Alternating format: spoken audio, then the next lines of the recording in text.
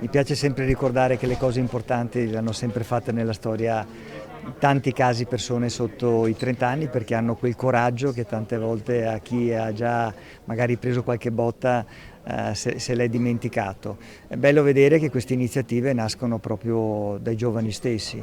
Io ho molto fiducia e ritengo che queste nuove tecnologie offriranno a loro tante belle opportunità. Sta anche a noi, un po' più avanti con gli anni, far sì che loro abbiano un percorso facilitato. Un'aula gremita di studenti dell'Università di Padova ha accolto Alessandro Benetton per un incontro per parlare di giovani ed impresa, approfittando del libro in cui l'imprenditore trevigiano si racconta.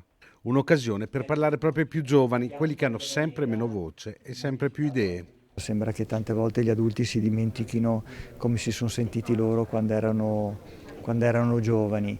È un incoraggiamento che va fatto, che va dato ai giovani perché si facciano sentire di più, e un incoraggiamento invece per chi sta nei posti dove c'è la possibilità di dare più spazio a qualche idea che tante volte può essere quella che fa veramente la differenza.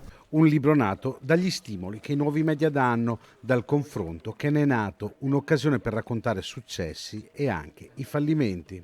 Ho ragionato sul fatto che tante volte, per quanto appunto la mia posizione fosse particolare, privilegiata sicuramente in tanti passaggi, però aveva anche delle similitudini su come si sentivano questi giovani, e per cui insomma a quel punto un vecchio album di ricordi e di emozioni, messo assieme con tanti anni di lavoro, di esperienza e di partecipazioni di 21 Invest, di avventure, di cose che sono andate bene e di cose che sono andate meno bene, poteva diventare qualcosa di utile anche per questi ragazzi.